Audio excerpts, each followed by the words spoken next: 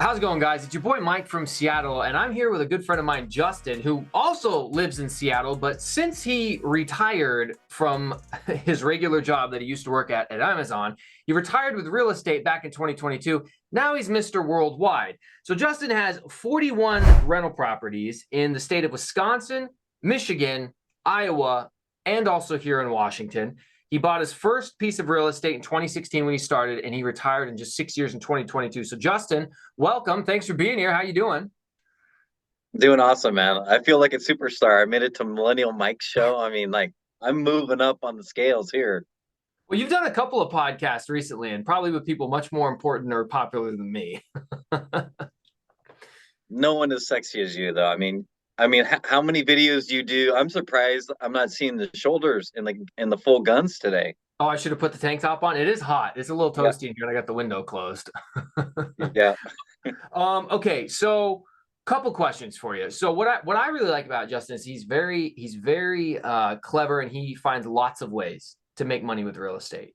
So we were playing soccer a few months ago, and he was telling me that what he had done was start renting out some of the extra space at one of his properties as parking space. So Justin, why don't you tell us a little bit about that entire process, how it started, what made you want to start doing that, and why it works in Seattle?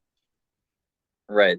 It kind of starts back. This is actually my very first property. I still live there. It's a house hack. And I purposely bought this because it had, the and one. At the time, I never heard of the house hack. The and one was I live in the top one bedroom, rent the bottom three bedroom out. Mhm. But the other and one or and two, if you will, was that it's on a huge ass lot. So the lot is two-thirds of an acre in Seattle. That's like a massive lot for Seattle. That's huge. And the reason why it was a big lot is that you know the owner two times ago, he had built a three fourplexes next door, and Okay. then he sold the duplex and the three fourplexes to another guy. Well, that guy ended up splitting the lot. He kept the three fourplexes. He sold me the duplex with all this paved area. The Mhm. paved area was the parking for the three fourplexes. So my thought was like, there's so much value here. The end game is like tear the duplex down, build a bunch of townhomes, have a tall rooftop balcony, faces north. You'll be Mhm. able to see the city of Seattle. Mhm. And the original thought, this was back in like 2018, 2019, when I was getting into these tiny homes, was like, let me throw these tiny homes up there. Mhm. But what I found out is it's not cheap. It was Right. like going to be around 100K to put a trench in, to bring all the utilities back, set up all the tiny homes. At the same time, I'd have to turn off my Airbnb at the time because Right. there's only one narrow way to get to the back of the lot. So I was like, all right, let's not do that. So I literally just let it overgrow. And it'd been that way for years, Mhm. uh, for 6 years. And then I was like, met a friend in Michigan. And when I was out there earlier this year, he told me about Neighbor. And I was like, what's Neighbor? He's like, oh, you can rent out your extra space. And I'm like, oh my God, I have all this parking. So I met him at a Starbucks on my way to the airport. In the back of the Uber, I filled out the my listing, very similar to Airbnb. Mhm. And within like a week or two, I had my first guest Mhm. parking their car on the lot. And that's how I got started. So, do you mind me asking how many total vehicles or guests do you currently rent? Are these like short term, like Airbnb, just park it as you will, or do you have like long term contracts with people? So I have one that's kind of long term. That's Okay. a company that rents. It's funny. They actually it's called Scoop Patrol. The large apartment complexes hire them, and they come in and do what it sounds like. They pick up dog poop. And Nice. so as they bring on more customers, they need more vehicles. And so right now they have one. They're supposed to bring a second one in by the end of the month. Okay. Those are like consistently long term. I met the owners of the company, and I agreed, like, when you want to expand, I'll make a lot, more space for it. Mhm. Everybody else is generally, I would say, 2 to about 6 months. Mhm. And I have currently, I think it's eight. I probably average around 150. So I'm making over $1,000 a month just on the parking lot. So at any given time, you have approximately 8 slots being used, 8 stalls being used, and you're making about 150 a month. So that gets you up Mhm. over $1,000 a month in passive income. And this is probably about the most passive you can get. There's no landlord tenant agreement, right? There's no worrying about evictions, no worrying Yep. about not paid like power bill or water bill or any of that type of stuff. So my question is, did you immediately slap yourself in the face for not thinking of this 6 years ago, or did you like wait till you got home or something? Like how did that go? How much did you sit there and say, "Oh my God, I've been sitting on 12 grand a year for 6 years. That's $72,000, I think." Ah, Oh, I know. It when I heard about it, I was like, "Oh my God, I have so much parking." So I have 8 right now. I can do right. 15 more on my Wow, lot. wow. So, and then if I go, because I have some people as high as almost $215 a month, right? Okay. So if I filled 25 stalls at 200 a month, Mhm. now we're talking dang near 5,000 bucks a month, right? Right. So like I'm all about like figuring out these new ways to make money. But Mhm. what really hit me is like, okay, great, this is I can make some money. As soon as I get all set up, literally a friend of mine lives like only a couple miles from me. His name's Marty. And then I was like, oh my God, this is Marty's places on there. He's known about it. And I'm surprised he didn't tell me about it. But yeah, for years I had just let it, it literally was overgrown. Like Right. you couldn't even see the pavement. Mhm. So what I did is like as I was making this money, I would take that money, hire the landscapers to clear more out, clear Mhm. more out, clear more out. Smart. When it's all said and done, I think it was around 5,000 to clear the entire lot out. Right. And so basically the income I've made to date is almost enough to cover that. So Mhm. I'm kind of break even in reality, but now I can take everything's just gravy from here on out. Right, right, right. And I know you only just recently started this because you were telling me about it when we were playing soccer a couple months back. So, Right. couple questions for you because I'm considering doing something similar, and I'll tell you about that in a minute. But questions for you: did you have to file some sort of business license or anything like that? No business license. Everything's run through the app. It's very similar look. I shouldn't say look, but the feel and the way you operate as Mm. Airbnb. Okay. And so, like, if you're an Airbnb type person, it's very easy. It's similar to Turo as well, kind of the same user interface. So you literally sign up.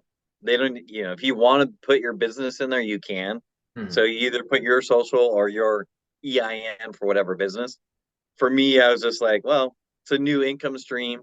Let me just put my personal name on it. Mhm. And I have a bucket, a bank account that's called JC Entrepreneur. Mhm. So I put if I do any marketing, like get paid marketing, the parking lot, the Turo, all these kind of like one-off income streams, I have this bank account that goes into. Okay. Okay. All righty. So you didn't have to do, and as you said, you put it in your own name, so no LLC. You didn't file for a business license. And I don't know if you checked or if you anticipate any problems. Maybe your friend Marty knows. Is there any headache or heartache with the city? Will the city come in and say, we don't want this many vehicles parked here or anything like any problems at all that have arisen? So I'm more of a, ask for forgiveness later. Right. Don't ask, don't tell. Like I'm not telling anybody, that I'm doing it. So, but there has been two headache points. Mm, So the most recent one is that I've had this guy for maybe like 4 months. I've never seen him. He lives, I believe, in Dubai, and he comes to Seattle, and he has doctor's appointments or whatever. So he's rarely ever here.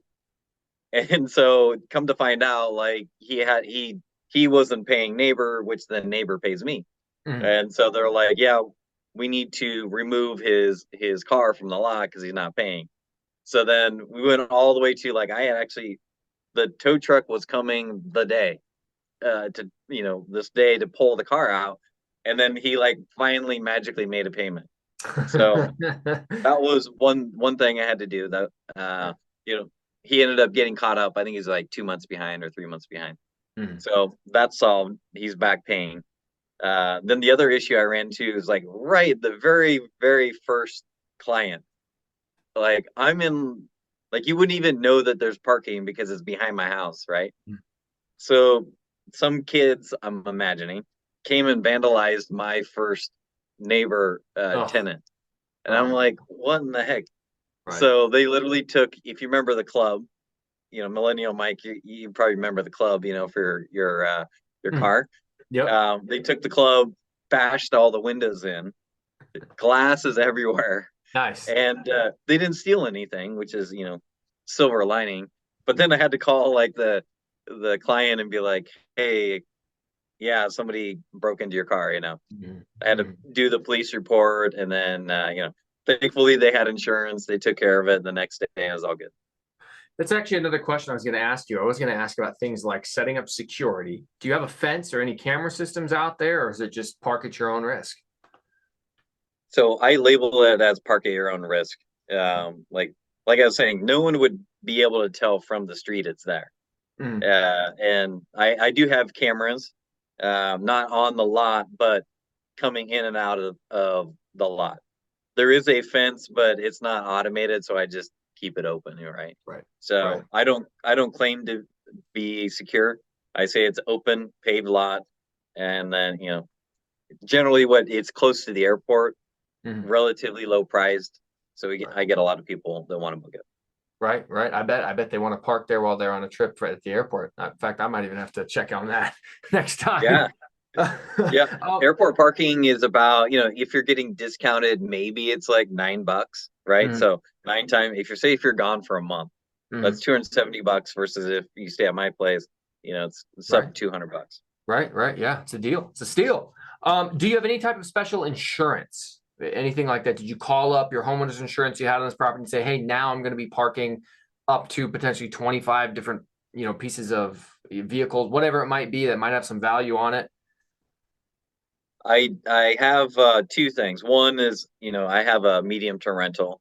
So I Mhm, got like a different type of like rental insurance there. right. And that has some business related insurance coverage. But two is I carry a overarching umbrella policy Mhm, for myself. So those are like my two levels.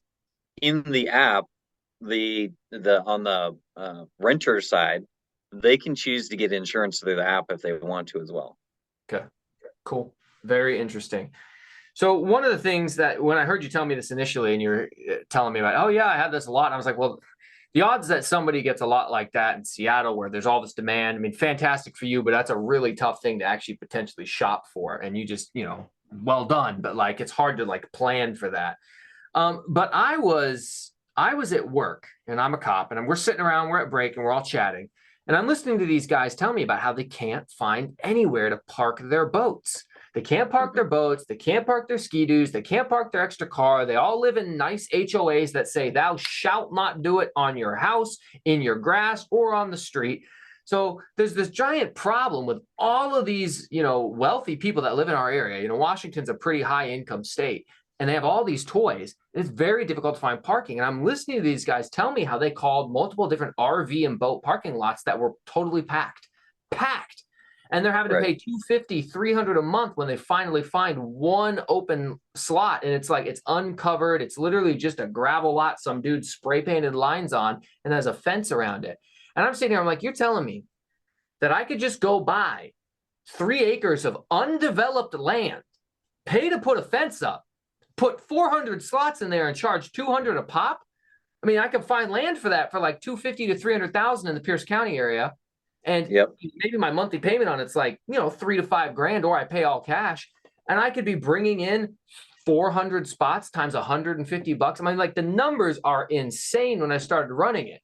So that's why what prompted me to ask you these questions is, city permits or problems and, types of insurance, all this different type of stuff. So I wanted to ask you, I'm seriously considering doing this. And we were actually talking about it at work because I was chatting with the other guys.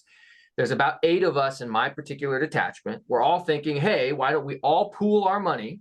Everybody brings 30 grand in, all 8 of us, and we buy a piece of land. We all go out there together. We throw a fence up. We spray paint the lines. We drop some gravel, and we try to make a little detachment business. So my question to you is, what holes can you poke in our business strategy, our very loosely planned business strategy, number one? And number Yep. two, what words of advice or caution would you have for us? Well, you're talking to the right guy. I actually did this for a client. Nice. So Nice.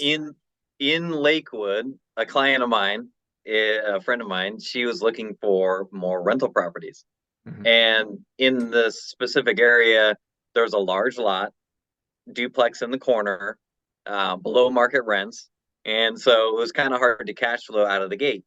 Right. I actually connected her with your buddy, Dion. Mhm. She's doing, to do the binder method to help raise the rents. Right. But in the interim, I was like, hey, I'm doing this thing where I'm renting out this parking lot. Mhm. It was already graveled area. And so I was like, hey, work on renting, increasing the rents with the current tenants, but you have all this land. Why don't we put up some parking spots here?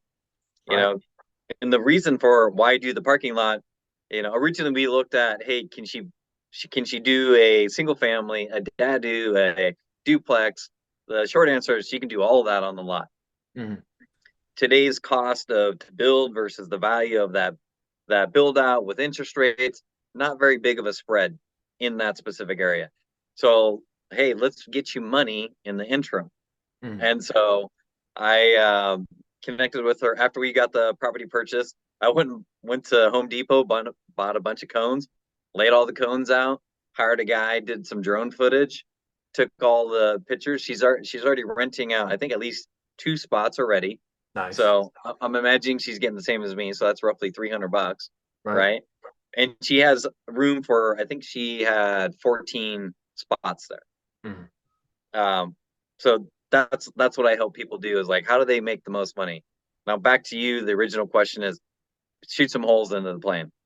If you're gonna go big, like what you're talking about, say you're gonna buy an acre, and when I worked at Amazon, I was in the real estate group. So an acre roughly translates to 88 paved parking spots. So say you're Okay. going to get 88 stalls.